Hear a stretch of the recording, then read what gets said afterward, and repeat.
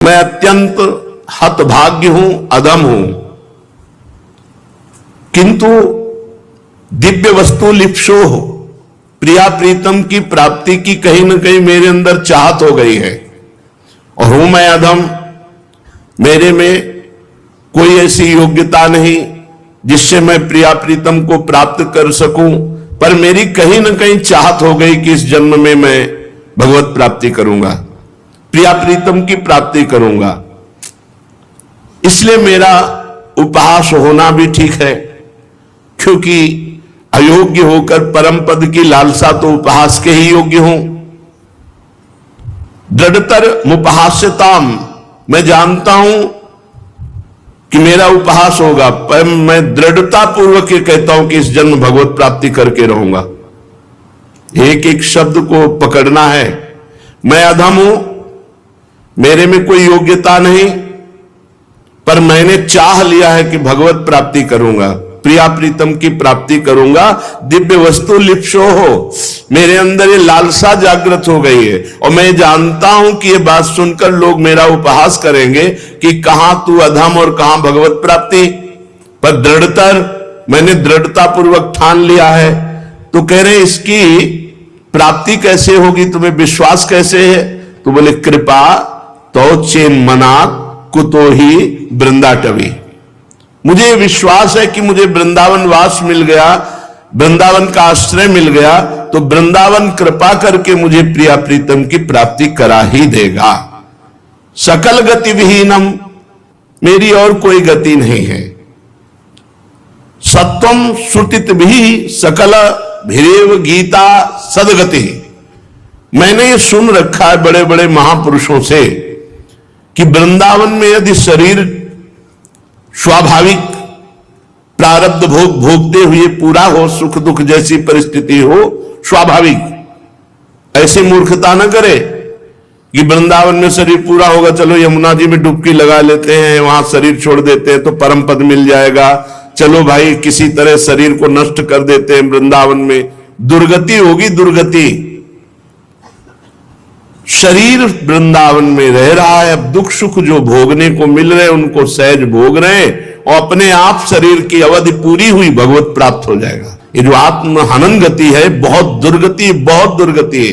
कभी भूल कभी ऐसी नहीं करनी चाहिए कि हम किसी पावन तीर्थ में शरीर छोड़ देंगे तो हमें परम पद मिल जाएगा। दुर्गति होगी, बहुत बुरी गति होती है शरीर को नष्ट करने वाले की। आयु के अनुसार शरीर पूरा हो, दुख सुख जो मिले उनको सहले। तो बोले स्तुति भी, मैंने ऐसा सुना है महापुरुषों से, सकलाभिरेव गीता, जितने बड़े बड़े महापुरुष सबने गायन किया है कि अतु ऊरु महिमा तुमेव वृंदाटवी। ये केवल आपकी ही महिमा है कि आप में शरीर छूटने वाले को प्रिया प्रीतम की प्राप्ति होती है। सकल कल्याणों का मूल है भगवत तत्व में विलीन हो जाना, और इसका भी परम रस है कि प्रिया प्रीतम के समीप रहकर उनकी सेवा करना, उनके दर्शन, उनकी लीलाओं का दर्शन करते हुए लीला में सम्मिलित होते, ये महासुख वृंदावन प्रदान करता है। आहा परम मग्नो सर्व सेतुर ब्रज युवराज इहात्युदार भाव। आहा, यहां के युवराज विराजमान है श्री प्रिया प्रीतम। मेरे दोनों राजा हैं। एक परमहंस जी 20-25 वर्ष पहले यमुना किनारे रहते थे, दिगंबर नंग धड़ंग, वो बस वृंदावन के उस पार रहते थे। ऐसे कहते मेरे राजकुमार राजकुमारी, थोड़ी थोड़ी देर में ऐसे उन्मत्त होकर वृंदावन की तरफ ऐसे हाथ करते और कहते मेरे राजकुमार मेरी राजकुमारी। बाहरी लोग समझ नहीं पाते थे ये राजकुमार राजकुमारी प्रिया प्रीतम। बड़े ही तप संपन्न दिगंबर रहते थे। कोई ब्रजवासी दे दे तो पालिया नहीं भूखे, ऐसे यमुना की पल्ली पार रहते। थोड़ी थोड़ी देर में एकदम भागते हम वृंदावन की तरफ से, मेरे राजकुमार मेरे राजकुमारी। हे प्रिया प्रीतम प्रेम देखते हैं, प्रेम। युवराजा इहात्युदार भाव, हमारे राजकुमार राजकुमारी बड़े उदार भाव वाले, अति उदार विवि सुंदर सुरत सूर सुकुमार, अति उदार, ये अपने आप को दे देते हैं। अभी आप सोच भी नहीं सकते कि कैसा सुख होता होगा। राधा पी जी चलते नहीं, स्पष्ट बात नहीं करते, पर भाव भंगियों के द्वारा ऐसे चित्त चुराते कि लगता है इससे बड़ा कोई सुख ही नहीं। और सो जो जब सच्चिदानंद बप्पू ये धारण करके बोलेंगे, हंसेंगे, खेलेंगे, आदेश करेंगे, कैसा लगेगा? इससे बड़ा कोई सुख नहीं। मोक्ष को भी तुदकी कृत्य कर दिया प्रिया प्रीतम के साक्षात सेवा सुख ने। कैसे, कल यही कह रहे थे कि कभी कभी बहुत विकलता होती है कि प्रभु आप 6-6, 8-8 घंटे खड़े रहते हैं, हम तो आपके दर्शन किए बैठ गए, आपके दर्शन किए 4 कदम चल लिए, आप तो केवल दर्शन देने के लिए एक ही मुद्रा में खड़े रहते हैं। चाहे बिहारी जी हो, राधा रमण जी हो, राधा वल्लभ जी हो, जब विचार करो तो करुणा वरुणालय, आप जैसा कौन कृपाल होगा कि आप स्वयं कष्ट सहकर दूसरों को सुख देने के लिए हर समय खड़े रहते हैं, एक ही मुद्रा में खड़े रहते हैं। और सच्चिदानंद बप्पू हैं, तुम्हें कैसे बताएं? आप मूर्ति की भावना करेंगे तो मूर्ति दिखाई देंगे, आप साक्षात भावना करेंगे तो साक्षात विराजमान है। जाकी रही भावना जैसी, प्रभु मूर्ति देखी तिन तैसी। कभी कभी लगता है कि हमारे ऊपर प्रभु की बहुत कृपा है, हम सबके ऊपर, जो सेवा ले रहे हैं, सेवा ले रहे हैं। थोड़ी सी भी राय की भी सेवा अगर आपने प्रिया प्रीतम की है, वो अपने को ऋणी मानते हैं, ऐसे उदार है, अति उदार। सकल उदार नृपति चूड़ामणि, सुख वारिद बरसायो। सुख के मेघ वर्षा कर, जैसे मेघ आए वर्षा कर, ऐसे सुख की वर्षा, ऐसी भावभंगियां, ऐसी लीला, वो सीधे दिमाग में बैठते हैं, दिमाग में। हे वृंदावन के राजा श्यामा श्याम, आप महान उदार हैं, आप महान करुणा वरुणालय हैं, और मेरे में बिंदु मात्र भी कोई साधन नहीं है, पर अब मुझे कोई लज्जा नहीं है क्योंकि मैं आपका हो गया हूं। ये मस्ती है, मस्ती। अभी किसी उपासक से कह रहे थे, ये भाई तुम मेरी बात पकड़ लो, केवल ना तुम नरक की, ना स्वर्ग की, ना मोक्ष की, ना परम पद की कोई चाह मत करो, ना अपने में देखो कोई उन्नति हो रही कि नहीं, अपने में कोई भाव बन रहा है कि कुछ मत देखो, एक बात केवल देखो कि तुम प्रिया प्रीतम का सुमिरन कर रहे हो कि नहीं, बस इतनी बात तुम पकड़ लो। शेष प्रिया प्रीतम योगक्षेमम बाह्म्यम, अप्राप्त की प्राप्ति कराना और प्राप्ति की रक्षा करना, ये उनका कार्य है। हमारा कार्य है सतत स्मृति, अखंड स्मृति, निरंतर सुमिरन। श्रीपाद कह रहे मेरे में बिंदु मात्र भी कोई ऐसे लक्षण नहीं, कोई सद्गुण नहीं, और मुझे कोई लज्जा नहीं है। क्यों? क्योंकि मैं आपका हो गया हूं, और आप अति उदार हैं, आप सकल उदार नृपति चूड़ामणि हैं, जितने भी उदार हैं उनके राजा हैं आप, इसलिए मुझे कोई लज्जा नहीं लगती, मैं आपका हूं। अब आप देख लीजिए, अगर आपको लज्जा लगे कि मेरा जन होकर इतना नीच, तो आप सजा दो, आप दैवी संपदा से युक्त कर दो, आप हमें भागवतिक सद्गुण दे दो। त्वयि चिरमधिराप्य सर्वशक्ति, आप कोई कमजोर हो क्या? अनंत शक्तियों के स्वामी हो आप। परम चमत्कृति मत्यनंग कुशाश्वाम, आप सदैव प्रेम रस में डूबे रहते हो, प्रियाजू के संग सदैव प्रेम में डूबे हुए वृंदावन में विहार करते हो, सुखम रमत राधयैव वृंदावनम कथम अत्र तदा भावानुदास्ताम। मैं आपसे अपनी बात क्या कहूं, आप प्रियाजू के साथ वृंदावन में प्रेम पूर्वक विहार कर रहे हैं, आनंदोन्मत्त हो रहे हैं, अनंत शक्तियों के स्वामी हैं, और मेरी दुर्दशा है, मेरा मन, मेरी बुद्धि, मेरा चित्त संसार की तरफ जा रहा। मैं अपनी दास्ता क्या कहूं, अपनी बात आपसे क्या कहूं, बस इतनी बात है कि आपका हूं तो आप हमसे उदासीन नहीं हो सकते। जा पड़ा है, ऐसा नहीं हो सकते। आप मेरे विषय में उदासीन नहीं हो सकते। आप, ये दावा है, क्योंकि मैं आपका शरणागत हूं, और आप त्वयि चिर मदिराप्य सर्वशक्तिम, समस्त शक्तियां आप में विराजमान हैं। आप तो प्रेम में उन्मत्त होकर प्रियाजू के साथ वन विहार कर रहे, और मेरी दुर्दशा है, मेरा मन बुद्धि आप में न लगकर ये संसार में जा रहा है। इसलिए हे करुणा में, आप हमसे उदासीन नहीं हो सकते। आपसे लड़ जाऊंगा, क्योंकि मैं आपका हूं। आप हमसे उदासीन कैसे हो सकते हैं? आप हमारी तरफ दृष्टि कृपा की कीजिए और हमारे मन बुद्धि को अपने में लगाइए। मेरे में सामर्थ्य नहीं है। अपरिमित महामहिम निधाम्नि त्वयि परमे परमोल्लासद रसौघैः यदि न रसमहं लभे वृंदावन तपसा त्वयि कोटि वर्षम हेयम। असीम महिमा युक्त आप प्रिया प्रीतम हो, असीम महिमा युक्त वृंदावन है, और आपके भीतर मैं वास कर रहा हूं वृंदावन में, और मेरे में एक बिंदु भी रस नहीं है। वृंदावन, अब कुछ भी हो, चाहे जितना कष्ट मिले, मैं अपना शरीर आप में त्यागूंगा और रसमय हो जाऊंगा।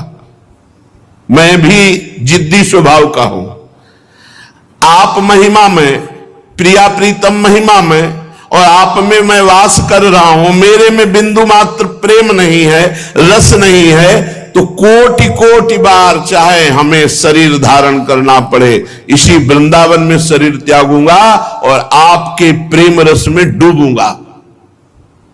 क्यों? क्योंकि मैं भी अविनाशी का बच्चा हूं। शरीर भले छूटते जाएं, लेकिन मैं तो मरूंगा नहीं कभी। और हम दृढ़ निश्चय करते हैं कि आपका प्रेम प्राप्त करके रहेंगे। ये देखो, अपने प्रभु से लड़ा जाता है। आप उदासीन नहीं हो सकते। आप ऐसा नहीं कि हमारी तरफ कृपा दृष्टि नहीं करेंगे। मैं आपका शरणागत हूं, आपको कृपा दृष्टि करनी पड़ेगी। आप महामहिम हैं, वृंदावन महामहिम है, मेरे हृदय में एक बिंदु प्रेम नहीं है। आप ऐसा कैसे कर सकते हैं? मैं यही बार बार जन्म, बार बार मरूंगा वृंदावन में, पर आपका प्रेम प्राप्त करूंगा। ये शरीर आपके लिए है। पूरे जीवन नाम जप करते हुए आपके आश्रित होकर निश्चित प्रेम प्राप्त हो जाएगा। निश्चित वृंदावन प्रेम समुद्र स्वयं अनुभव करा देगा। चलते हैं, बहुत बढ़िया प्रसंग है, ध्यान से सुनेंगे तो बहुत आनंद का अनुभव होगा और जीवन का सुधार हो जाएगा। श्रीमद् भागवत महापुराण प्रसंग चल रहा था। अजामिल जी ने देखा कि यमदूत अंतर ध्यान हो गए, भगवान के दिव्य दो पार्षद पार्श्व में विराजमान है। साष्टांग चरणों में दंडवत किया और कुछ कहना चाह रहा था। मानो अजामिल ये कहना चाह रहा था कि अभी तो हमने भगवान को नहीं पुकारा, पुत्र के बहाने नारायण नाम निकल गया, तो आप भगवत पार्षद का साक्षात्कार हुआ, यम के त्रास और फांस से बच गए।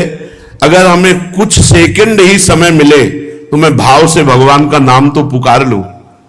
उसी समय भगवान के पार्षद अंतर्धान हो गए।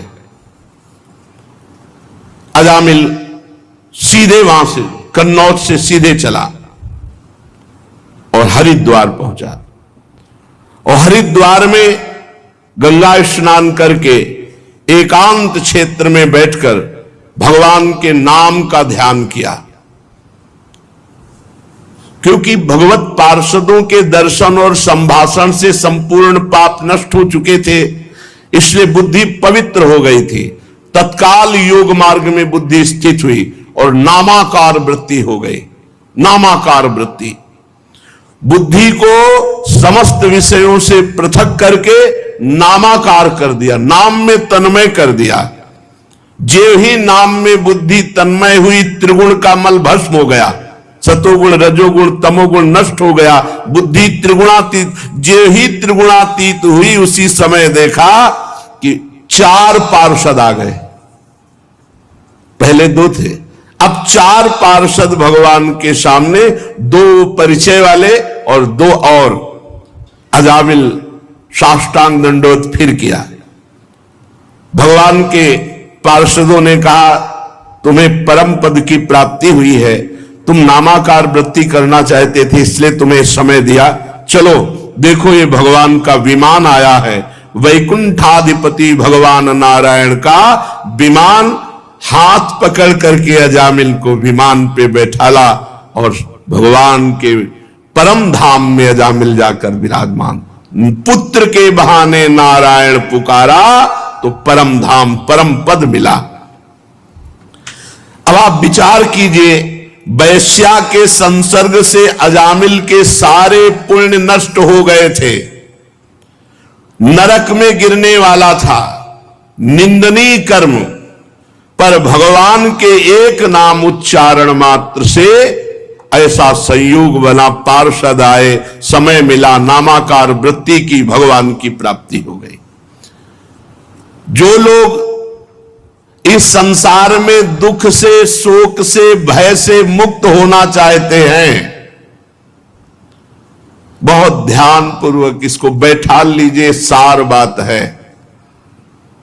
नातः परम कर्म निबंध कृंतनम मुमुक्षताम तीर्थ पदानुकीर्तनात्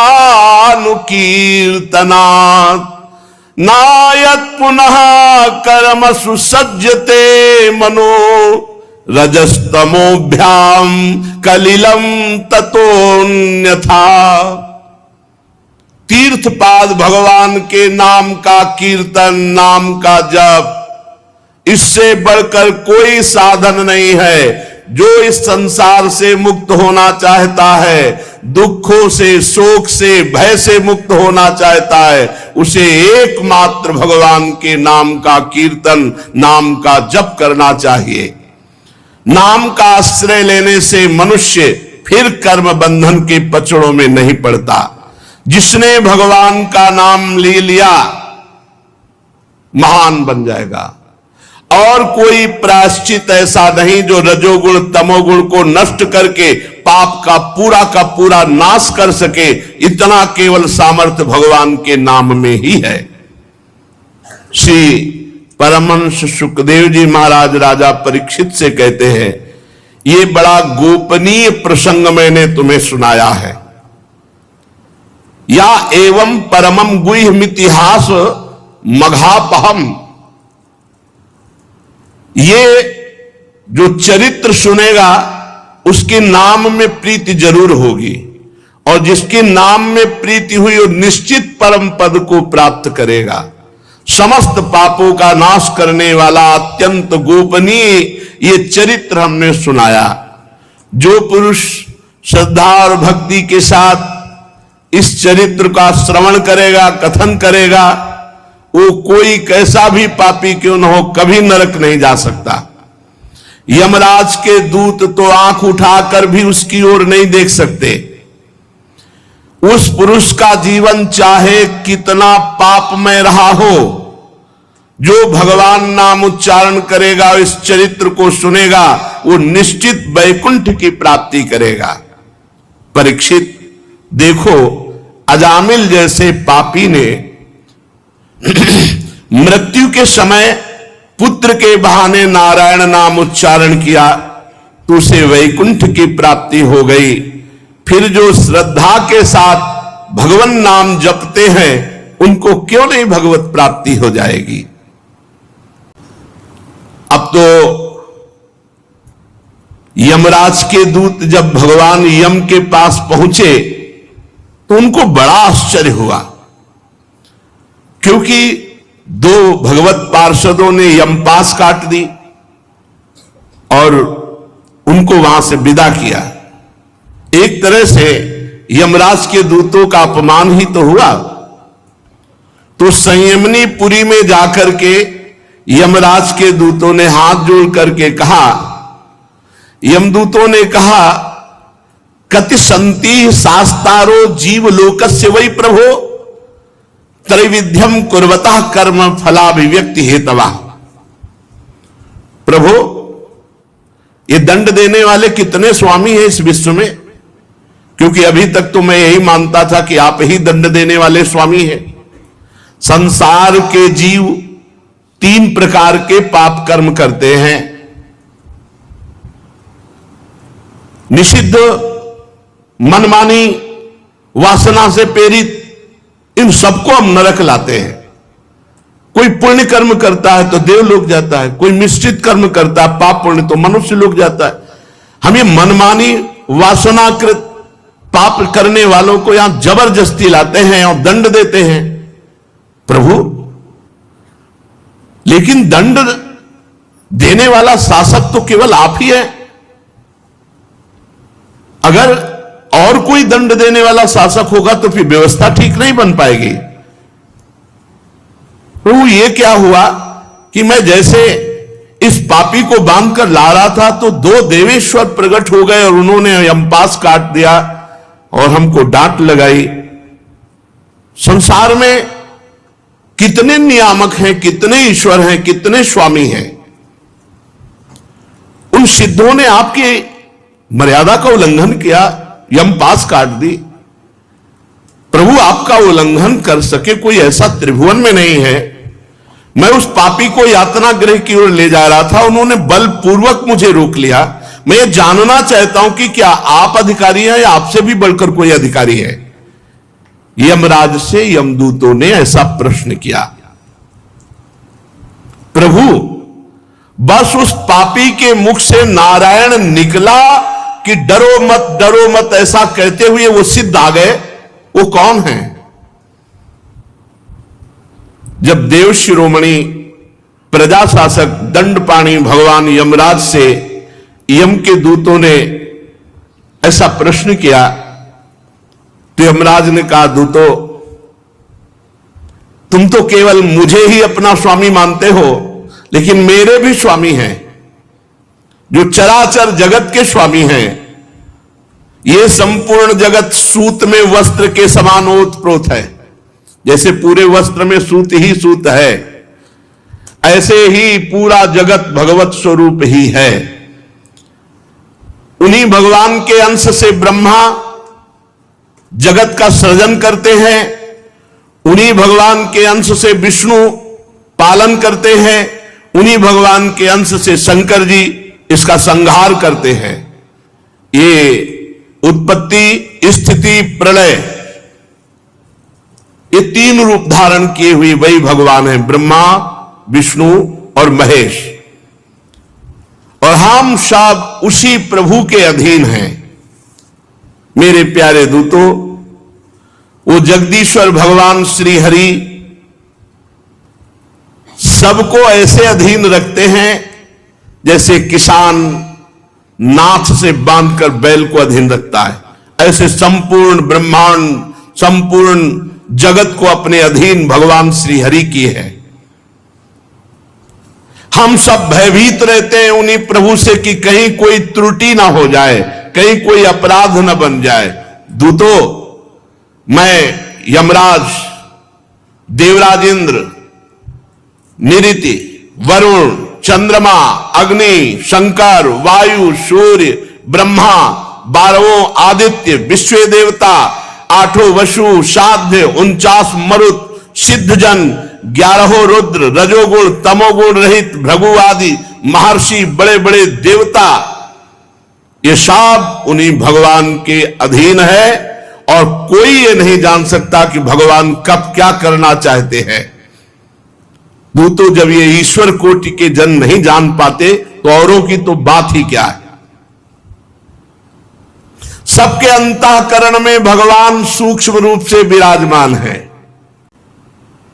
एक भक्त ने प्रश्न किया था एकांतिक में कि भगवान कहते हैं यही विराजमान है, तो हैं कहां, हमें तो नहीं दिखाई देते। तो दूध में घी विराजमान है, कहां दिखाओ। बोले रुको, प्रक्रिया करेंगे, दूध को औटाएंगे, दही बनाएंगे, मंथन करेंगे, मक्खन निकलेगा, फिर घी निकलेगा। हाँ, तो ऐसे ही प्रक्रिया से भगवान स्थूल सूक्ष्म कारण तीनों शरीरों का बात करके अचिंत शक्ति महाप्रभु के चिंतन में जो तन्मय है, तो वहीं हृदय में ही भगवान का अनुभव हो जाता है। जैसे मेहंदी के रेसे रेसे में लालिमा है, लेकिन आप चीर कर देख लो कहीं लाली दिखाई दे। प्रक्रिया है, प्रक्रिया करोगे तो हाथ में रखकर 30-40 मिनट बाद धो के देखो, लाल हो जाएगा। ऐसे ही परमात्मा सर्वत्र विराजमान है। साधन करो, भगवत चिंतन करो, असाधनों का त्याग करो, अभी देखो आपको अनुभव में आने लगेंगे प्रभु हृदय में ही विराजमान।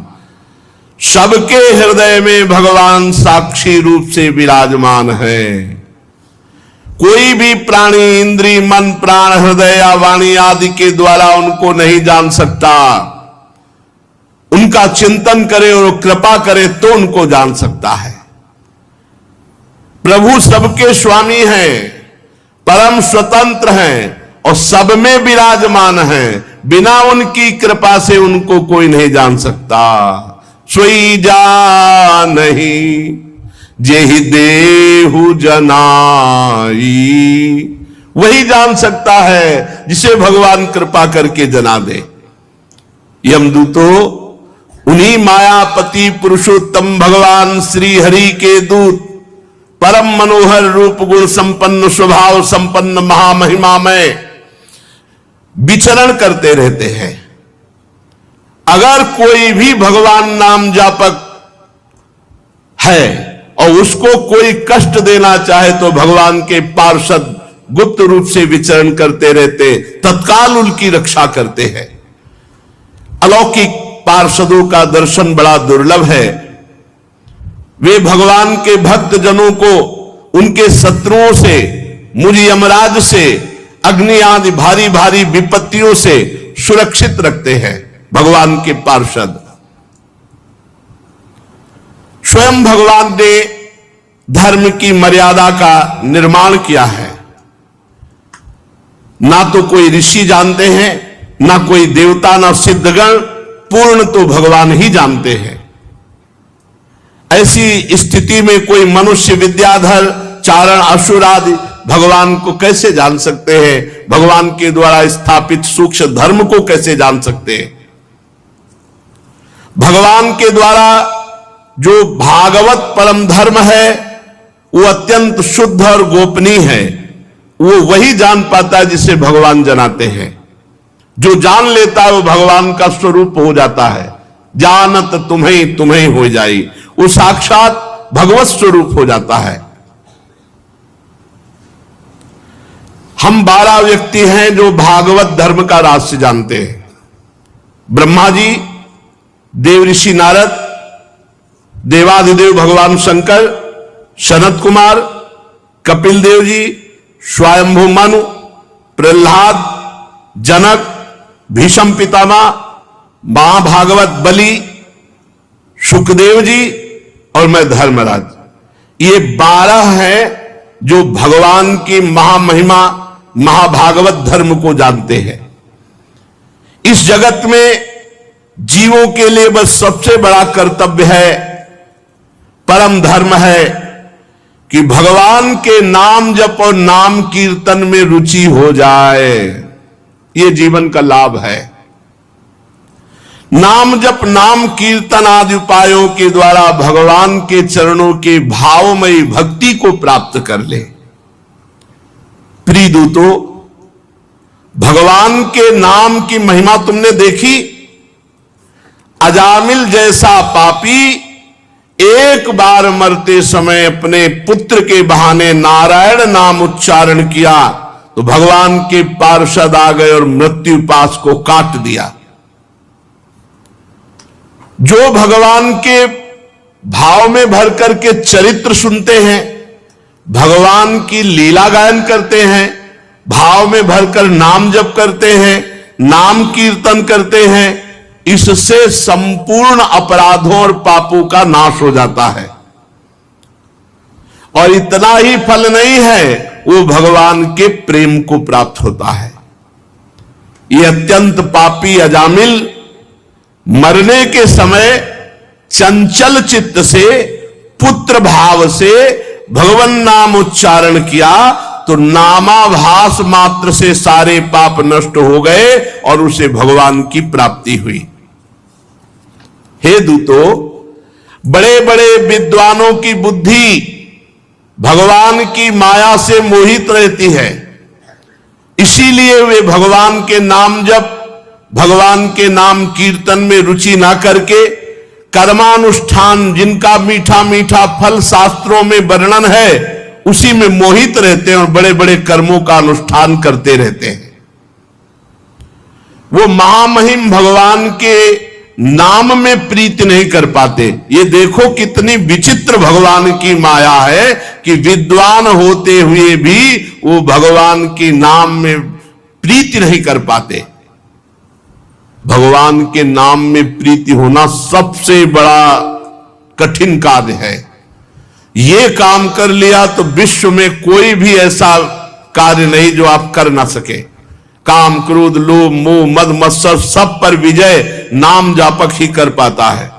जितना नाम जप करोगे उतने बलवान होते जाओगे आंतरिक। बड़े खेद की बात है कि सब शास्त्रों का ज्ञान होने पर भी भगवान की माया से मोहित होकर बड़े बड़े सकाम कर्मों का अनुष्ठान करते रहते हैं, भगवान नाम में प्रीति नहीं, भगवान नाम कीर्तन नाम जप में रुचि नहीं। तो बुद्धिमान पुरुष को चाहिए अनंत भगवान की महिमा अनंत नाम में छुपी हुई है। अनंत भगवान के नाम, राम कृष्ण हरि कृष्ण, हजारों करोड़ों असंख्यों नाम, बस नाम में रुचि पैदा कर ले, नाम जपने में रुचि हो जाए। जिसके मुख से भगवान का नाम निकला, ते में न दंड मरहंत्यच यद्यद मीशाम स्यात् पातकम तदपि हन्युरिगायवादा। बड़ी ऊंची बात कह रहे धर्मराज जी। जिसके मुख से भगवान का नाम निकला वो मेरे दंड का पात्र नहीं रहता, चाहे जितना पाप किया हो। मुख से नाम निकल गया, अब वो मेरे दंड का पात्र नहीं रहा। पहली बात तो जो नाम जप करते हैं उनसे पाप होता नहीं है, पर यदि कहीं कदाचित संगवश, संयोगवश कोई पाप बन जाए तो जो भगवान का नाम जप करते हैं, नाम कीर्तन करते हैं, उसी से सारे पाप नष्ट हो जाते हैं। जो समदर्शी भगवान को ही अपना साध्य और साधन समझकर भगवान के भरोसे हैं, एक एक शब्द बड़ा गूढ़ है। जो भक्त भगवान को ही अपना साधन मानते हैं और भगवान को ही साध्य मानते हैं और भगवान पर निर्भर है, भगवान के प्रपन्न है, शरणागत है, तो बड़े बड़े देवता, बड़े बड़े सिद्ध उनको नमस्कार करते हैं। उन नाम जापक संतों को नमस्कार बड़े बड़े देवता करते हैं। ते देव सिद्ध परिगीत पवित्र गाथा, ये साधव समुद्रसो भगवत प्रपन्ना, तान्नोपसीदत हरेर्गदयाभिगुप्तान् नैषाम वयम न च वयः प्रभवाम दंडे। आहा, मेरे दूतों, जो भगवान का नाम जप करते हैं, भगवान को ही अपना साधन और साध्य मानते हैं, भगवान की शरण में है, तो बड़े बड़े सिद्ध देवता, बड़े बड़े सिद्ध ऋषि मुनि उसके यश का गान करते हैं, उसको नमस्कार करते हैं। और भगवान गदा पाणी की, कौमुदी गदा गुप्त रूप से उन भक्तों की रक्षा में रहती है। अये यमदूतो, तुम लोग कभी भूलकर मत फटकना, किसी की सामर्थ्य नहीं, न मेरी न और किसी की, कि नाम जापक भक्त को दंड दे सके, इतनी सामर्थ्य तो काल में भी नहीं है। मेरी क्या, नैषाम वयम न च वयः प्रभवाम दंडे, किसी का प्रभाव, किसी की सामर्थ्य नहीं कि नाम जापक को दंड दे सके। इसलिए भूल कर तुम मत जाना जिनके मुख से नाम निकल रहा है उनके पास। बड़े बड़े परमहंस दिव्य रस के लोभ से संपूर्ण जगत और शरीर आदि से अपनी अहमता ममता हटाकर अकिंचन होकर निरंतर भगवान मुकुंद के पादारविंद का मकरंद रस पान करते रहते हैं। कभी मत फटकना ऐसे के पास जो भगवान की कथा सुनते हैं, भगवान का नाम जप करते हैं, क्योंकि वहां भगवान की कौमुदी की गदा और सुदर्शन चक्र गुप्त रूप से रक्षा करते हैं। इसलिए यमदूतो वहां पास मत फटकना। तुम ऐसे लोगों को लाना जो भगवान की निंदा करने वाले, भगवान के भक्तों की निंदा करने वाले, भगवान नाम उच्चारण ही नहीं करते, भगवान की कथा नहीं सुनते, नरक के दरवाजे घर गृहस्थी के भोगों में और तृष्णा का बोझा ढो रहे हैं, उन्हीं को मार मार करके मेरे पास लाना। ऐसे के पास मत फटकना जो कथा सुनते हैं, नाम जप करते हैं, भगवान की शरण में है, भगवान के आश्रित हैं, ऐसों के पास भूल कर मत जाना।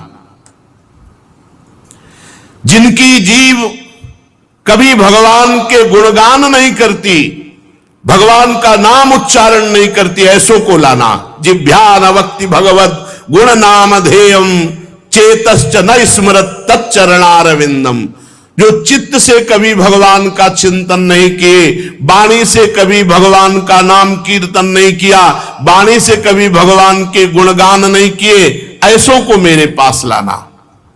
जिनका सिर कभी भगवान के भक्त संत महात्मा और भगवान के श्री विग्रह के सामने नहीं झुकता, ऐसे भगवत विमुख पापियों को मेरे पास लाना। आज मेरे दूतों ने भगवान के पार्षदों का अपराध किया तो मानो भगवान का तिरस्कार हुआ, और सेवक का अपराध स्वामी का अपराध माना जाता है। इसलिए हम अपने को अपराधी मानकर भगवान नारायण और भगवान नारायण के पार्षदों से क्षमा मांगते हैं, उनको प्रणाम करते हैं। हम अज्ञानी हैं, ये धर्मराज जी कह रहे, क्योंकि हमारे जनों ने अपराध किया भगवान का, भगवान के पार्षदों का अपराध किया।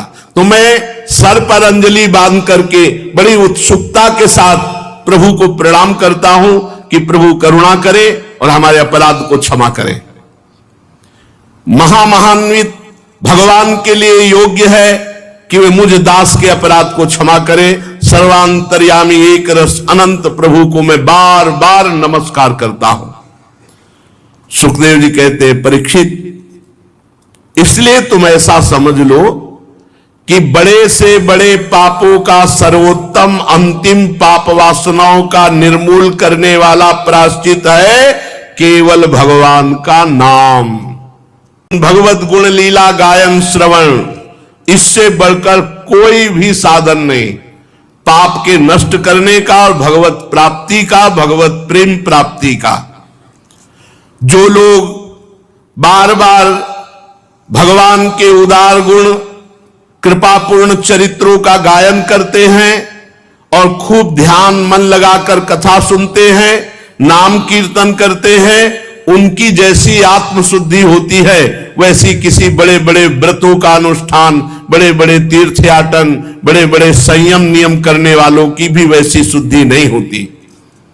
तस्मात् संकीर्तनम विष्णुर जगन मंगल मंघसाम महतामपि कौरव्य विद्धे कांतिक निष्कृतिम शरणवताम गृणताम वीर्या युद्धामानि हरिर्मुहु यथा सुजातया भक्त्या शुद्धिन्नात्मा व्रतादि भी।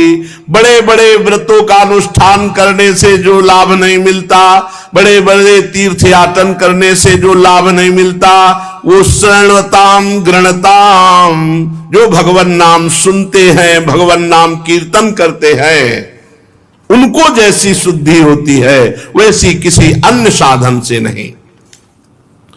जो मनुष्य भगवान श्री कृष्ण चंद्र जी के चरणारविंद का दासत्व स्वीकार करके खूब नाम जप नाम कीर्तन करता है, वो इस महान माया के आपातरम्य दुखद विषयों से बैरागी बन जाता है। ब्रह्मादिक के भोग सब विषम लागत ताई, नारायण ब्रजचंद की लगन लगी है जाए। कृष्णांग ही पद्म मधुलिंग पुनर्विशिष्ट माया गुणेशु रमते वृजना वहेशु। जो भगवान के चरण के आश्रित है, भगवान के चरण कमलों के जो भ्रमर बने हुए हैं, जो नाम कीर्तन करते हैं, नाम जप करते हैं, उनको माया का ये दुखद विषय आकर्षण नहीं होता।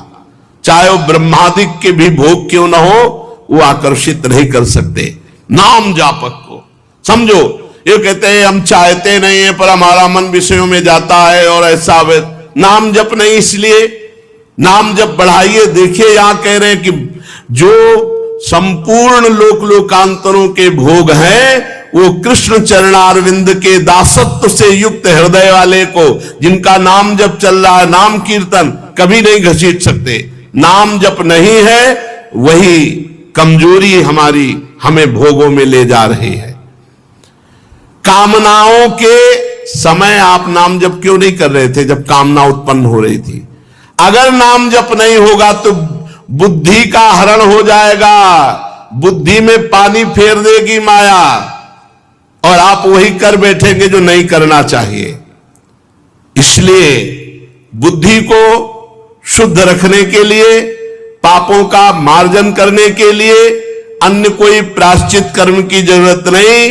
निरंतर नाम जप करो, नाम कीर्तन करो, भगवान की कथाएं सुनो, इससे हृदय बहुत जल्दी पवित्र होगा।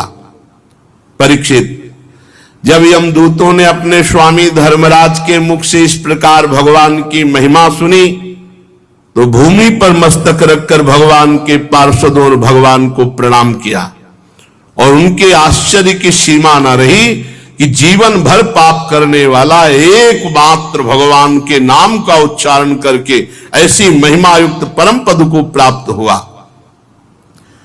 उस दिन से यमदूतों में बात फैल गई कि किसी भी नाम जापक की तरफ आंख उठाकर भी कोई यमदूत न देखे। पूरे यमपुरी में यमदूतों में बात फैल गई, नाम जापक के ऊपर आंख उठाकर भी कोई यमदूत न देखे। प्रिय परीक्षित, इतिहास मिमं गुह्यं भगवान कुंभ संभव कथयामास मलय आसीनो हरिमर्चयन। ये इतिहास परम गोपनीय अत्यंत रहस्यमय है। मलय पर्वत पर विराजमान भगवान अगस्त्य जी ने श्री हरि की पूजा करते समय मुझे सुनाया था, जो ये सुनेगा उसकी नाम में रति हो जाएगी और नाम में रति हुई तो भगवान में रति हो जाएगी।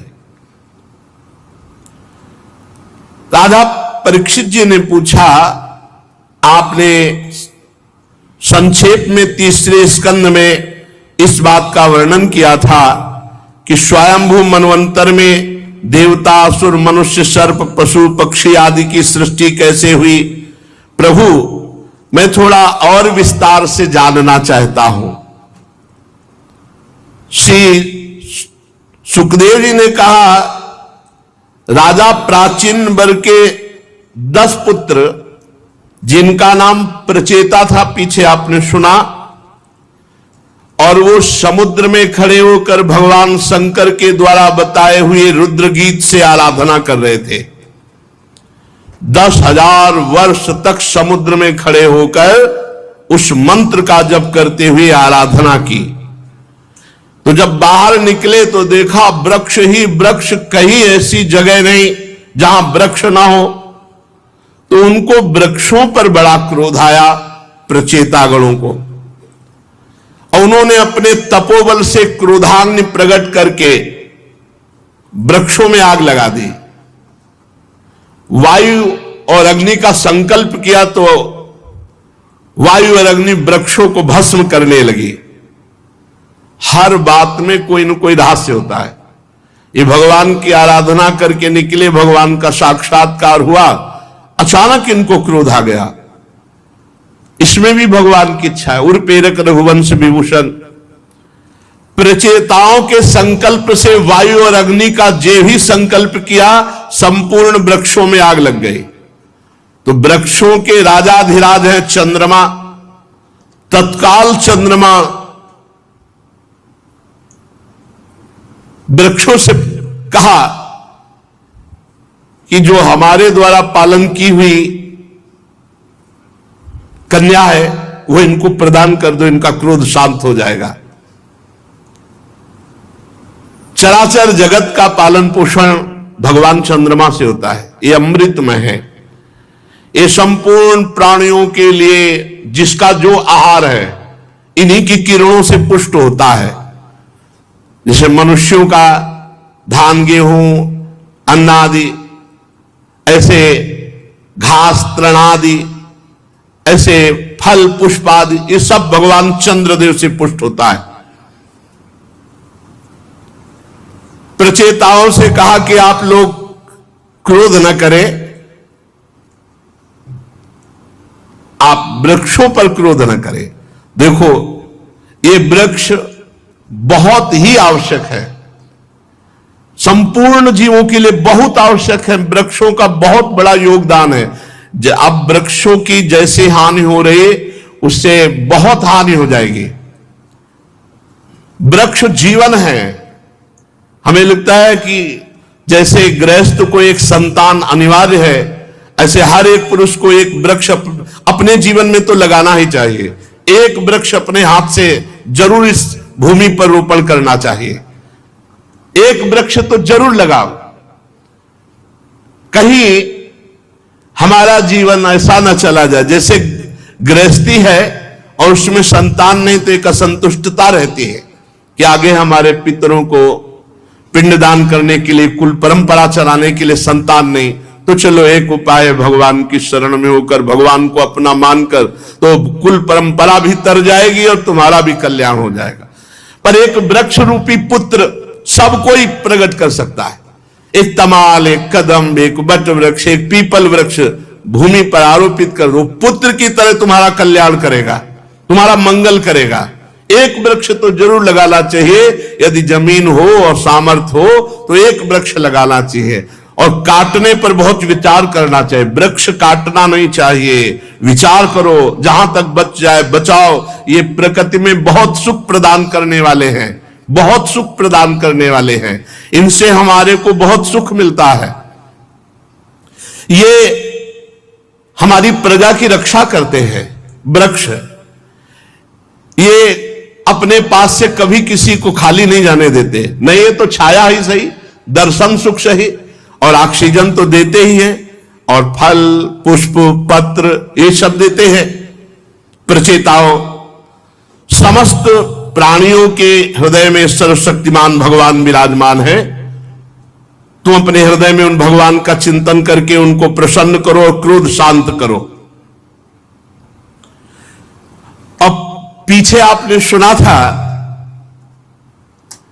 कि प्रमलोचा अप्सरा की सुंदर एक कन्या थी, उसको भगवान चंद्रमा ने अमृत वर्षिणी वृत्ति के द्वारा पोषण किया था, वृक्षों को दे दिया था। प्रचेताओं को वृक्षों ने वो कन्या प्रदान की कि आप 10 पत्नी के रूप में स्वीकार करें। 10 प्रचेता और 1 कन्या। उन्होंने प्रचेताओं ने धर्मानुसार पाणी ग्रहण किया। मारिशा नाम था उसका। उन्हीं प्रचेताओं से और मारिशा से दक्ष की उत्पत्ति हुई। ये महामहिम प्रजापति है और दक्ष ने विशेष प्रजा की सृष्टि की। इनका अपनी पुत्रियों पर बड़ा प्रेम था। प्रजापति दक्ष ने जल, थल, आकाश में रहने वाले देवता, असुर, मनुष्य, ये सब प्रकट किए संकल्प से दक्ष प्रजापति ने। जब उन्होंने देखा कि संकल्प करने पर सृष्टि नहीं बढ़ रही, तब विंध्याचल के निकटवर्ती पर्वत पे जाके घोर तपस्या की, और वहां अत्यंत श्रेष्ठ तीर्थ है, उसका नाम है अघमर्षण। उसमें स्नान करते ही सारे अघ अर्थात पाप नष्ट हो जाते हैं। दक्ष 3 बार उसमें स्नान रोज करते और भगवान श्री हरि का भजन करके भगवान की प्रसन्नता के लिए आराधना करते। प्रजापति दक्ष ने हंस गुह्य नाम के स्तोत्र के द्वारा भगवान की आराधना की, स्तुति की, हे भगवान, आपकी केवल अनुभूति ही की जा सकती है। भगवान आनंदमय है, आपकी चित्त शक्ति अमोघ है, आप जीव और प्रकृति दोनों से परे हैं और दोनों के नियंता हैं और दोनों को स्फूर्ति प्रदान करते हैं। किसी भी प्रमाण की आप तक पहुंच नहीं है, आप किसी की अवधि नहीं है, आपकी कोई सीमा नहीं है, आप स्वयं प्रकाश है, आप परमात्मा हैं, आपको नमस्कार है। इस शरीर में एक ही जगह 2 वास कर रहे हैं, ईश्वर और जीव। दोनों एक दूसरे के सखा हैं,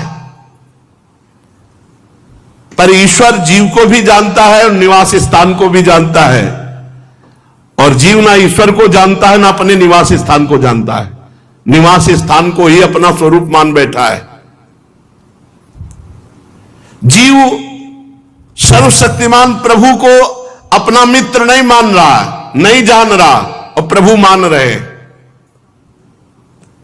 ये रूप रस गंध आदि भोगों में मतवाला ना अपने निवास को जानता है ना अपने प्यारे को जानता है। महेश्वर, मैं आपको नमस्कार करता हूं। देह अर्थात शरीर, प्राण, पंच प्राण, इंद्रियां, अंतःकरण की वृत्तियां, पंचमहाभूत, तन्मात्राएं, ये सब मायाकृत है, ये सब जड़ है, और इसी को इस जीव ने मैं मान लिया है। इसी से ना वो प्रभु को जानता है, ना अपने आप को जानता है, ना अपने निवास स्थान को जानता है। प्रभु पर आप सबके ज्ञाता हैं, आप अनंत है, इसलिए मैं तो केवल आपकी स्तुति ही करता हूं। जगत में जितनी भिन्नता दिखाई पड़ती है वो सत्य नहीं है, ये बात समझ लीजिए। ये बात समझ गए तो जीत गए माया को। ये जितनी भिन्नता दिखाई देती, स्त्री पुरुष, असत सत, विद्वान मूर्ख, उत्तम अधम, महात्मा दुरात्मा, ये माया की भिन्नता है। तत्व सब में एक ही परमात्मा विराज। जो तत्व को देखता है वो जीवन मुक्त होता है, और जो बाहरी क्रियाओं को देखता है वो फंस जाता है। जितनी भिन्नताएं हैं सब माया की हैं, और जो इन भिन्नताओं का निषेध कर दे तो जो बचता है वो आप परमात्मा हैं। जब तक विचार शुद्ध नहीं होता तब तक आपके स्वरूप में माया की उपलब्धि दिखाई देती है, माया दिखाई देती है। जब तक शुद्ध विचार नहीं होता तब तक परमात्मा में माया ही दिखाई देती है। सारे नाम, सारे रूप, चराचर जगत केवल आप बने हुए हैं। यह बात कैसे समझ में आ रही? केवल आप बने हुए। प्रभु आप प्रसन्न होइए, मेरे को दृष्टि दीजिए, केवल आप है। जो कुछ वाणी से कहा जाता है, जो कुछ मन से सोचा जाता है, जो कुछ बुद्धि से निश्चय किया जाता है, जो कुछ इंद्रियों से ग्रहण किया जाता है, वो सब माया ही है। माया में गो गोचर जहां लगो मन जाई, सो सब माया जानो भाई। इससे आपके स्वरूप को नहीं जाना जा सकता। गुण सतोगुण, रजोगुण, तमोगुण, उनकी उत्पत्ति, उनका अधिष्ठान सब आप में है, पर आप ऐसे छुपे हुए हैं कि आपको जाना नहीं जा सकता। इनके द्वारा भगवान आप अपनी कृपा से अपनी पहचान करवाते हैं। इसीलिए जो जान गया वो ये देखता है कि बनाने वाले आप हैं और बनने वाले भी आप हैं। बनाने वाले आप हैं और बनने वाले भी आप हैं और बिगाड़ने वाले भी आप हैं। अब क्या, जिसको ये बोध हो गया सृष्टि रचना करने वाले आप हैं और जो रचा गया वो भी आप है और जो लय हो रहा है वो भी आप है। आप तो बस मुझ पर प्रसन्न होइए। हे प्रभु, कोई वाद विवाद के द्वारा आपको नहीं जान सकता, तर्क के द्वारा आपको नहीं जान, क्योंकि जितना तर्क है वो बुद्धि तक है। बार बार मोह में डालने वाली त्रिगुणमयी माया की बुद्धि से कोई तर्क के द्वारा भगवान को कैसे जान सकता है। आप सबके आधार हैं, बुद्धि के ही आधार है। परीक्षित, विंध्याचल के अगमर्षण तीर्थ में जब प्रजापति दक्ष जी ने इस प्रकार भगवान की स्तुति की तो भगवान प्रकट हो गए। उस समय भगवान गरुड़ के कंधे पर चरण रखे हुए, विशाल एवं हृष्ट पुष्ट अष्टभुजा, चक्र, शंख, तलवार, ढाल, बाण, धनुष, पास, गदा आठों भुजाओं में धारण किए हुए थे। सुदर्शन चक्र, पांचजन्य शंख, तलवार, ढाल, बाण, धनुष, पास, कौमुद की गदा, 8 अस्त्र 8 भुजाओं में। वर्षाकालीन मेघ के समान श्यामल शरीर पर पीतांबर फहरा रहा था। मुखमंडल प्रफुल्लित, नेत्रों में प्रसाद की वर्षा, घुटनों तक लंबी बनमाला लटक रही, वक्षा स्थल पर श्रीवत्स का चिन्ह, गले में कौस्तुभ मणि, बहुमूल्य किरीट, मस्तक पर हाथों में कंगन, कानों में मकराकृत कुंडल और कमर में करधनी, अंगूठी, अंगुलियों पर कड़े, नूपुर, बाजूबंद, सब आभूषणों से सुशोभित बड़ा सुंदर रूप भगवान श्री हरि का। त्रिभुवनपति भगवान त्रैलोक विमोहन रूप धारण किए हुए गरुड़ पर विराजमान है और गरुड़ जी के चारों ओर नारद जी, नंद, सुनंद आदि दिव्य पार्षद भगवान की स्तुति कर रहे हैं। इंद्र आदि देवेश्वर पुष्पों की वर्षा कर रहे हैं। बड़ा आश्चर्य में अलौकिक रूप देखकर प्रजापति दक्ष जी सहम गए। फिर आनंद से भरकर भगवान के चरणों में साष्टांग दंडवत किया। प्रजापति दक्ष के आनंद के उद्रेक से अश्रुधारा बह रही थी। नम्रता से झुककर भगवान के सामने खड़े हुए। भगवान सबके हृदय की बात जानते ही हैं। भगवान ने प्रजापति दक्ष से प्रजावृद्धि की कामना देखकर उनसे कहा, भगवान ने कहा, परम भाग्यवान दक्ष, तुम्हारा मंत्र और तपस्या सिद्ध हुई। केवल मंत्र मिल जाने से ही काम नहीं होता, जपना पड़ता है, पवित्रता पूर्वक उसको अपने में रमाना होता है। गुरु मंत्र मिल गया तो अब उसको आप जपिए, जप करके उसको अपने में जागृत कीजिए, आपके नस नाड़ियों में मंत्र छा जाए। भगवान क्या करे, तुम्हारा मंत्र, तुम्हारी तपस्या सिद्ध हुई। मुझ पर तुम्हारी बहुत बड़ी श्रद्धा है। देखो तुम्हारा हृदय मेरे प्रेम के भाव से भरकर आंखों से अश्रु प्रवाह, और तुम्हारा लक्ष्य था कि प्रजा की वृद्धि हो, सृष्टि बढ़े, इसलिए तपस्या की। मैं तुम पर बहुत प्रसन्न हूं। मेरा प्रसन्न होना ही समस्त प्राणियों का परम मंगल है। चाहे समृद्धि, चाहे जो चाहे वो सब प्राप्त हो जाता है मेरे प्रसन्न होने पर। ब्रह्मा, भगवान शंकर, तुम्हारे जैसे प्रजापति, स्वयंभू मनु, इंद्रादि देवेश्वर, ये सब मेरे अंश हैं, मेरी विभूतियां हैं। तपस्या मेरा हृदय, विद्या शरीर है, कर्म आकृति है, यज्ञ अंग है, धर्म मन है और देवता प्राण है।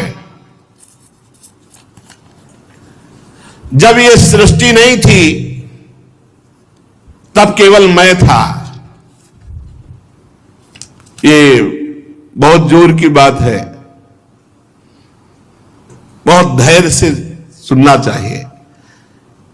अहमेवा समेवाग्रे नान्यत किंचांतरम बहि संज्ञान मात्र अव्यक्तम प्रसुप्तमेव विश्वतः। जब ये सृष्टि नहीं थी तब केवल मैं ही था, वो भी निष्क्रिय, क्रिया रहित। बाहर भीतर कहीं कुछ नहीं था, कुछ नहीं था। बाहर भीतर कहीं भी कुछ नहीं था, ना कोई दृश्य था, ना कोई दृष्टा था। केवल मैं ज्ञान स्वरूप, और वो भी अव्यक्त। ऐसा मान लो जैसे गाढ़ सुषुप्ति में कुछ नहीं होता, वैसे ही संपूर्ण सृष्टि में कुछ नहीं था, केवल मैं ही मैं था। मैं अनंत गुणों का आधार स्वयं अनंत हूं। मैंने अपने आप से माया प्रकट की और माया के क्षोभ से ब्रह्मांड प्रकट हुआ, और इसी ब्रह्मांड में है और निजाद पुरुष के रूप में मैं ब्रह्मा बना, और मैंने ही संपूर्ण सृष्टि को प्रकट किया अपने आप से, अपने आप में। जब सृष्टि नहीं थी मैं ही मैं था, जब सृष्टि नहीं रहेगी तो मैं ही मैं रहूंगा, और बीच में जो कुछ प्रकट हुआ सब मैं हूं। इतना ज्ञान हो जाए बस जीवन मुक्त हो गया। और ये बात तभी समझ में आएगी जब तपस्या होगी। बिना घोर तप के ये कोई नहीं जान सकता। इसीलिए ब्रह्मा जी भी प्रकट होकर पहले तप किए, और उस तपस्या के प्रभाव से 9 प्रजापतियों की सृष्टि की। दक्ष, ये पंचजन प्रजापति की कन्या अश्विनी है, तुम इसे पत्नी रूप में ग्रहण करो, और गृहस्थोचित स्त्री सहवास रूप धर्म से अब सृष्टि प्रकट करो। अब बहुत सी सृष्टि तुम्हारे द्वारा प्रकट होगी। मानसिक सृष्टि हो गई, अब तुम स्त्री पुरुष के संयोग से सृष्टि उत्पन्न करो। यह हमारी बहुत बड़ी सेवा होगी। देखो यहां गृहस्थी में ध्यान रखना है। जो लोग समझते हैं कि हम गृहस्थ में हैं, हमको तो भगवत प्राप्ति नहीं हो सकती, वहां आप देखिए यहां भगवान कह रहे हैं ये गृहस्थ धर्म में संतान उत्पन्न करना भी भगवान की पूजा है। कह रहे मेरी सेवा होगी। स्त्री पुरुष के संयोग से जो संतान उत्पन्न होती वो मेरी सेवा ही होती है। और संतान को पढ़ाना लिखाना पोषण करना, परिवार का मेहनत करके धन, ये सब पूजा है भगवान की। मन मानो, तुम अहंकार मत करो। नाथ सकल संपदा तुम्हारी, मैं सेवक समेत सुत नारी। बढ़िया भगवत प्राप्ति हो जाएगी। नाम जप करो और धर्म पूर्वक आचरण करो। भगवान इतना कह करके अंतर ध्यान हो गए। दक्ष प्रजापति आश्चर्यचकित हो गए। इतना प्रेम विह्वल है कि खड़े रहने की भी सामर्थ्य दक्ष प्रजापति में नहीं, भगवान के दर्शन के आनंद से। फिर भगवान ने जैसी आज्ञा की थी, पंचजन की पुत्री अश्विनी से विवाह किया, और समय आने पर एक एक करके 10,000 पुत्र उत्पन्न किए, क्योंकि सृष्टि विस्तार के लिए भगवान ने आज्ञा की। अब ये सभी पुत्र बड़े ही पवित्र स्वभाव वाले, एक स्वभाव सबका, एक आचरण, पवित्र भाव। दक्ष प्रजापति ने कहा कि संतान उत्पन्न करने के लिए, प्रजा बढ़ाने के लिए पहले तुम्हें तपस्या करनी चाहिए। जाओ 10,000 पुत्रों को आदेश किया, तप परायण हो, फिर आकर सृष्टि बढ़ाओ। 10,000 पुत्र पश्चिम दिशा की ओर चले, और सिंधु नदी समुद्र के संगम पर नारायण नामक एक महान तीर्थ है, वहां वो तपस्या के लिए निवास करने लगे ऋषि मुनियों के आश्रमों में। देवर्षि नारद जी ने देखा है तपस्या करने आए हैं और ये प्रजा की वृद्धि करना चाहते हैं, तो 10,000 को बुलाया और एकांत में बैठाला। देवर्षि नारद जी ने कहा, तुम आए हो तपस्या करके, और तपस्या का उद्देश्य है प्रजा की वृद्धि करना। बताओ, पृथ्वी का अंत देखा है तुमने? पृथ्वी कितनी बड़ी है, क्या है, इसका अंत देखा है? अदृष्टांतम भुवो यूयम बालिसाबत पालका। जब पृथ्वी का ही अंत नहीं देखा तो तुम पृथ्वी में सृष्टि क्या बढ़ाओगे? बड़े खेद की बात है। एक ऐसा देश है जिसमें एक ही पुरुष है, देखा है? उनका फिर क्या तुम तपस्या करने? एक ऐसा देश है जिसमें एक ही पुरुष है। पृथ्वी का अंत देखा? बोले नहीं देखा। बोले एक ऐसा बिल है जिसमें प्रवेश होने के बाद बाहर का रास्ता ही खत्म, निकल ही नहीं सकता, देखा है? बोले नहीं देखा। एक ऐसी स्त्री है जो बहुरूपिणी है, उससे बच नहीं सकता, फंसा लेगी, देखा है? बोले नहीं देखा। बोले एक ऐसा पुरुष है जो व्यभिचारिणी का पति है, देखा है? बोले नहीं देखा। बोले एक ऐसी नदी है जो आगे पीछे दोनों ओर बहती है, देखा है? बोले नहीं देखा। बोले एक ऐसा विचित्र घर है जिसमें 25 पदार्थ भरे रहते हैं, 25 पदार्थों से बना है, देखा है? बोले नहीं। बोले एक ऐसा हंस है जिसकी बड़ी कहानी विचित्र है, देखा है? बोले नहीं। बोले एक ऐसा चक्र है जो छुरे एवं वज्र से भी कठोर है और वो घूमता रहता, सबको काटता रहता है, देखा है? बोले नहीं। तो बोले मूर्ख हो, फिर क्या देखा तुमने, क्या समझा तुमने? तुम्हारे पिता तुम्हें जो आदेश किए हैं उसके अनुसार सृष्टि तभी कर सकोगे जब हमारे प्रश्नों को समझ पाओगे। परीक्षित हर्यश्व जन्म से बड़े बुद्धिमान थे। देवर्षि नारद जी को गुरु बनाया और उनके गूढ़ वचनों पर सब विचार करने लगे। उन्होंने विचार करके खोज पाया कि ये लिंग शरीर है जिसे जीव अपना स्वरूप मान बैठा, और ये आत्मा का अनादि बंधन है, और इसका विनाश देखता नहीं कोई, शरीर में राग करके बैठता है। अगर विनाश देखे कि इसका नाश हो जाएगा तो भजन में लग के भगवान को प्राप्त कर ले। इसलिए पृथ्वी का अंत नहीं देखा, अर्थात इस शरीर को मैं मान करके इसका अंत नहीं जो देखता, विनाश भाव इस पे नहीं लाता, वो भजन में रुचि नहीं कर पाता, और भजन में रुचि किए बिना जीवन व्यर्थ है। एक ऐसा देश है जिसमें एक ही पुरुष रहता है, तो सचमुच सचमुच ये 3 अवस्थाएं, जागृत, स्वप्न, सुषुप्ति, इसमें एक ही पुरुष है परमात्मा जो हर समय जागता रहता है। न वो सुषुप्ति, न उसमें स्वप्न, न वो जागरण, वो हर समय दिव्य में जागता रहता है। तीनों अवस्थाओं में जो एक जैसा रहता है, जो त्रिगुणातीत है, जो कालातीत है। ये तो जीव अभिमानी है, तीनों गुणों में फंसा हुआ है, तीनों कालों में फंसा हुआ है। जो जागता रहता है एक नगर में एक ही पुरुष, वो एक नगर में एक ही परम पुरुष परमात्मा है, सचमुच वो ईश्वर ही है। सबका आश्रय है परंतु उसे कोई नहीं जानता है। वही भगवान है जो प्रकृति से अतीत नित्य मुक्त परमात्मा को देखे बिना अन्य कार्यों में अपना जीवन अर्पित कर देता है। उसका जीवन व्यर्थ है, व्यर्थ जीवन है। और एक बिल ऐसा है जिसमें घुसने के बाद कोई आज तक वापस नहीं आता, वो है माया।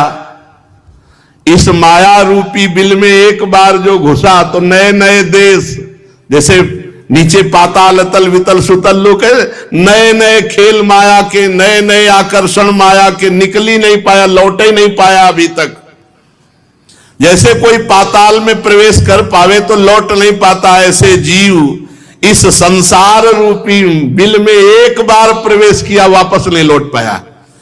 ऐसा ये माया ठगनी का रचा हुआ संसार है, एक बार जो प्रवेश किया वापस नहीं लौट पाया, वापस नहीं लौटा। इसी शरीर में, इसी मन में, इसी इंद्रियों में इस कोट से फंस गया कि कभी वापस ही नहीं आ पाया। वो नारद जी ने जो कहा एक बिल है जिसमें प्रवेश करने के बाद वापस नहीं आया। वापस आने का मतलब अपने स्वरूप में स्थित हो जाना नहीं, बस वही स्त्री पुत्र परिवार राग धन मकान इसी में सत्य मानकर फंस गया। एक स्त्री है जो बहुरूपिणी सबको फंसा लेती है, यही त्रिगुणात्मिका माया।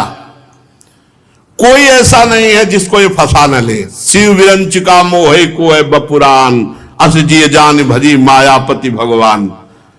ज्ञानी नाम चेतांश देवी भगवती हिसा, वो बहुत रूप धारण करके जीव को भगवान से विमुख किए हुए है। और इसी माया का जो भोक्ता बनता है वो व्यभिचारिणी पति है, वो व्यभिचारिणी पति है।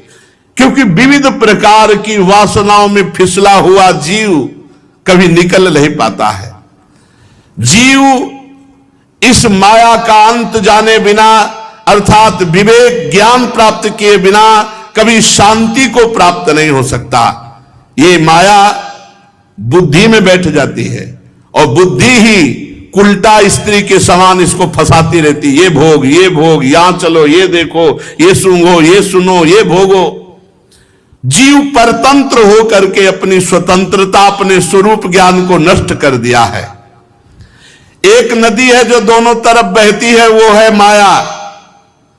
माया का ये दोनों तरफ बहती। सृष्टि रचना भी इसी से होती है, सृष्टि विनाश भी यही रचती, यही विनाश, दोनों तरफ यही रचती है, यही नष्ट भी करती है। ये दोनों तरफ बहती है।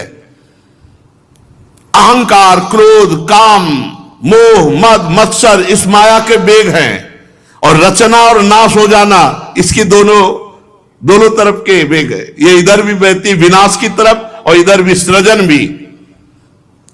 25 तत्व का एक ही अद्भुत घर है। पुरुष उसका आश्चर्य में आश्रय है और वो अपने स्वरूप को भूलकर इसी घर में बैठ गया, स्त्री शरीर मानकर, पुरुष शरीर मानकर। भगवान का स्वरूप ये हंस है जीव, ये हंस अपने को भूल करके जीव भाव में आकर के दुर्गति को प्राप्त हो गया। एक चक्र है वो काल चक्र जो सबका नाश करता है, हर समय घूमता रहता है, सारे जगत को नष्ट करता रहता है। किसी की रोकने की सामर्थ्य नहीं इस काल चक्र को। इसलिए शास्त्र ही पिता है और जो नए जन्म का निर्माण करता है। शास्त्र पिता अर्थात ज्ञान का उत्पन्न होना नया जन्म है। इसी जन्म से हमारा परम मंगल होगा। ज्ञान नहीं हुआ तो मरा हुआ व्यक्ति समझो। जिसके हृदय में ज्ञान नहीं तो बस गलत आचरण होते हुए दुर्गति को प्राप्त होता है। 10वें हजार ने नारद जी की परिक्रमा की, प्रणाम किया और कहा आज से हम सब सन्यासी, लौट के नहीं जाएंगे दक्ष के पास, अब भजन करेंगे। जान लिया आपने जो इशारा किया। और सब मोक्ष पथ के पथिक बन गए 10,000 पुत्र। और बड़ी तपस्या करके भगवान से वरदान मांग के पुत्र प्राप्त किए थे कि सृष्टि बढ़ेगी। वो नारद जी ने बीड़ा उठाई, नारायण नारायण श्री हरि श्री हरि, चल दिए 10,000 को बाबा जी बना दिए। दक्ष प्रजापति को मालूम हुआ कि मेरे शीलवान 10,000 पुत्रों को जो इतनी बड़ी तपस्या की थी उनको सबको संत बना दिया, मोक्ष पथगामी। बहुत व्याकुल हुए, बहुत हृदय में जलन हुई। ब्रह्मा जी ने बहुत समझाया, दक्ष प्रजापति को सांत्वना दी कि देखो हमारी कृपा से तुम में बल में कमी नहीं, और पुत्र प्रकट कर लो। तो अब 10,000 तो पहले प्रकट किए थे, अब 1,000 प्रकट हुए। 1,000 उनका नाम सबलाश्व था। वे भी अब दक्ष प्रजापति जी ने कहा कि तपस्या के द्वारा इस सृष्टि बढ़ती है, जाओ थोड़ी तपस्या करके आओ, फिर गृहस्थी में आओ और सृष्टि प्रकट करो। जो 1000 पुत्र थे ये भी उसी दिशा की ओर गए। नारायण नारायण नारायण। देवर्षि नारद जी आ गए, नमस्कार किया सबने, बैठो बैठो। काहे के लिए आए हो? भगवान पिताजी ने आज्ञा की तपस्या करके पुत्र उत्पन्न करना। तुम्हारे बड़े भाई थे, तुम जानते हो? बोले हाँ 10,000 थे, सब 10,000 भगवान को प्राप्त हुए। तुम माया में मत फंसो। पुत्रों, मैं जो उपदेश देता हूं, पहली बात तो छोटे भाई को बड़े भाई का अनुसरण करना चाहिए। तुम्हारे सब बड़े भाई बाबा जी बन गए, तुमको भी बाबा जी बनना चाहिए। बड़े भाइयों का अनुसरण करो। श्रेष्ठ वही है जो अपने बड़े भ्राता जो धर्मवान हो उनका अनुसरण करे। सबलासुओं ने जो 1000 थे उनको उपदेश किया देवर्षि नारद जी ने भगवान का भजन करने के लिए। तो सब इस मंत्र का जप करते हुए कि जो सबके अंतर्यामी विशुद्ध चित्त परमात्मा सबके हृदय में विराजमान परम हंस रूप से हैं, उन भगवान की हम आराधना करते हैं। हम नमस्कार पूर्वक ओंकार स्वरूप भगवान नारायण का ध्यान करते हैं जो सबकी आत्मा सर्वव्यापक परमहंस स्वरूप हैं। मंत्र दिया, कहा जाओ बेटा लंगोटी पहनो, कमंडल लो। आप सरिस चाहे सबके 1000 को फिर बाबा जी बना दिया। अब वो वहां सृष्टि बढ़ाने के लिए बार बार संकल्प तपस्या सब लगा के पुत्र प्रकट करते हो, नारद जी बाबा जी बना देते। इसीलिए भगवान के भक्तों का सानिध्य माया में नहीं फंसने देता। अब वो सब अंतर्मुख होकर के भगवान के चिंतन में आज तक नहीं लौटे। दक्ष प्रजापति को सूचना मिली कि 10,000 जिस मार्ग में गए थे 1000 को और बाबा जी बना दिया नारद जी ने। अब इतने व्याकुल हुए और नारद जी के प्रति बहुत क्रोध आया और कहा चौपट कर दिया सारी तपस्या, हमारी तपस्या से पैदा किए थे। उन्होंने इतना शोक हुआ कि परम निर्मल महाभागवत नारद जी पर क्रोध के कारण ओर फड़कने लगे और संयोग वसात देवर्षि नारद जी उसी बीच में पहुंच गए। कैसे हो दक्ष प्रजापति? जैसे कोई न मान लो घाव करके नमक डाल दे। दक्ष प्रजापति ने कहा अहो असाधो साधु नाम साधु लिंगे नस्त्वया। साधु का भेष धारण किए हुए ये सुनना पड़ता है भैया। गाली गलौज अपमान ये सब श्रृंगार है भगवान के मार्ग में। अहो असाधो साधु नाम साधु लिंगे नस्त्वया। साधुओं का बाना पहन रखा है, हो घोर असाधु। देवर्षि नारद जी को कहा हमारे भोले भाले बालकों को भिक्षुकों का मार्ग सन्यासी बना दिया, बाबा जी बना दिया, बड़ा अपकार किया, हमारा बड़ा अमंगल किया। देखो मोही आदमी चाहे जितना तपस्वी हो, दूसरे का लड़का भजन करे तो बोले तुम्हारे अहोभाग्य, तुम्हारा लड़का भजन करता है, वृंदावन भी जाता है। वो अपना लड़का माला उठा ले तो फिर कलेजे में क्या होता है देख ले। फिर लगेगा कि कहीं बाबा जी न बन जाए, कहीं घर द्वार न छोड़ दे। इसलिए एक कई आए हैं जो बताए कि माता पिता ने हमारा माला तोड़ दिया और कहा मोबाइल तोड़ दिया कि अगर सत्संग सुनोगे। ये तो पक्का है, बाबा जी बनो ना बनो, लेकिन एक अच्छे समाज सेवी, एक अच्छे भगवत भक्त, एक अच्छा जीवन। और जो माता पिता भगवान का भजन नहीं बताते, अध्यात्म नहीं सुनने देते, वही लड़का जब बड़े होते तो थप्पड़िया के घर के बाहर निकाल देते हैं, अनाथालय भेजे जाते हैं। अब दक्ष प्रजापति ने कहा कि तुम साधु का बाना बनाए हुए हो, साधु नहीं हो, तुम असाधु हो। तुमने हमारे बालकों को बाबा जी बना दिया, तुम्हें क्या ज्ञान है? दक्ष प्रजापति कह रहे ब्रह्मचर्य रहने से ऋषि ऋण से मुक्त हुआ जाता है, यज्ञ करने से देव ऋण से मुक्त हुआ जाता है, और पुत्र उत्पन्न करने से पितृ ऋण से ऋण हुआ जाता है, और सेवा करने से माता पिता की मातृ ऋण से ऋण। ये सब ऋण बकाया है, तुमने उनको बाबा जी बना दिया। आप भागवत में पढ़ लीजिए, भगवान कहते जो मेरा भजन करते हैं सब ऋणों से वो मुक्त हो जाते हैं। महात्मा नारद जी को दक्ष जी गुस्सा में कहे ये पापा, तो सुनना पड़ेगा, ये सब सुनना पड़ता है। बहुत बढ़िया काम है, जीव को मंगलमय रास्ता बता दे, अपने को गाली वाली मिल जाए तो क्या फर्क पड़ता है। बहुत गालियां सुननी पड़ी ऐसा थोड़ी होता है, ये सब ये है ऐसा। तुमने हमारे बच्चों के दोनों लोकों को चौपट कर दिया, दक्ष प्रजापति ने कहा। तुम साधु दया नहीं तुम्हारे हृदय में, तुम साधु नहीं हो। ये मोही लोगों के निर्णय होते हैं।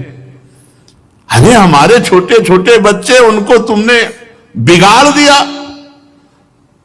तुम भगवान के भक्तों में कलंक हो, सचमुच तुम निर्लज्ज भी हो। नारद जी कुछ नहीं बोल रहे, मुस्कुरा रहे। मैं जानता हूं तुम्हारे हृदय में कोई मोह ममता तो नहीं है, क्योंकि लड़का बच्चा तो है नहीं। तुम क्या जानो परिवार का प्रेम, हमारे पुत्रों को जो बाबा, क्या जानो परिवार का प्रेम। ठीक बात है, क्या जाने परिवार, लेकिन तुम नहीं जानते हो प्रेम किसे कहते हैं। तुम मोह से ग्रसित हो, इसलिए प्रेम को नहीं जानते हो। सच्चा प्रेम तो महात्मा ही करते हैं, जो भगवान के प्रेमी जन होते हैं, जन्म जन्म की बिगड़ी बना देते हैं।